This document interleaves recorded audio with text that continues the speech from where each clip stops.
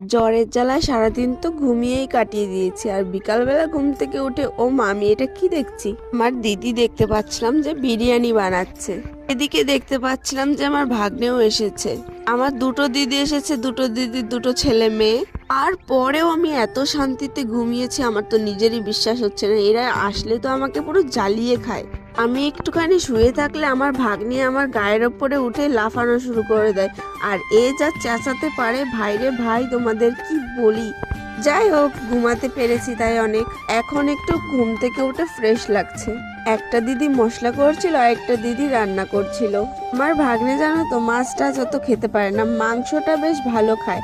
এর জন্য আর কি বিরিয়ানির চাল দিয়ে আর একটুখানি তরকারি দিয়ে ওকে খাইয়ে দিচ্ছিলাম। আমার ভাগ্নে জানো তো কষানো মাংস অনেক ভালো খায়, এর জন্য কষানো মাংস দিয়ে ওকে খাইয়ে দিচ্ছিলাম। আর ও তো পুরো মোবাইলের ভিতরেই ঢুকে আছে। যাই হোক, দেখো তারপরে হচ্ছে বিরিয়ানি কিন্তু হয়ে গেছিল রাত্রেবেলা, আর আমার জন্য এইটুকুনা ছিল। আর এইটুকুও তারপরে আমি আর আমার ভাগ্নে ভাগ করে খেয়ে নিয়েছিলাম। খেয়ে খেয়ে আমার জন্য এইটুকু রেখেছে, ভাবো। আর এই যে দেখো, আমার দিদিরা এখানে বসে বসে আর কি গল্প করছে।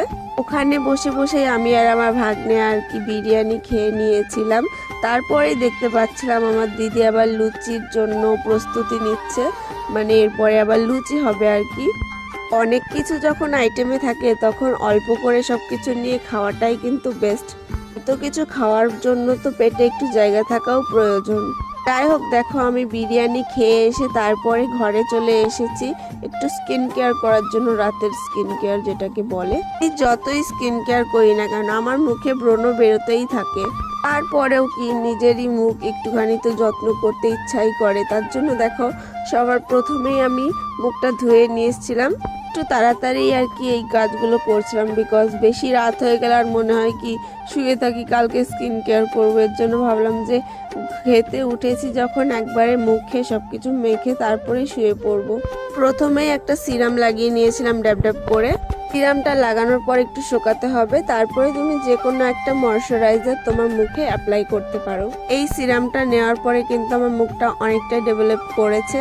এই সিরামটা আমার একটা ফ্রেন্ড আমাকে সাজেস্ট করেছিল। তারপরেই দেখো সবকিছু করার পরে দেখতে পাচ্ছিলাম লুচি একদম রেডি। তার জন্য ভাবলাম যে চলো দুটো লুচি খেয়ে নেওয়া যাক। আর লুচিটা খেতে জাস্ট ওয়াও হয়েছিল, তোমাদের কি বলি। আমার দিদি কিন্তু খুব সুন্দর লুচি বানাতে পারে। তার জন্য ভাবলাম তুই বানিয়েছিস, তার জন্য তোকেই সবার প্রথমে আমি খাওয়াবো। লুচিগুলো দেখো কত সুন্দর নরম নরম হয়েছে, আর আমি ওকে ডাকছিলাম এই নে খেয়ে নে।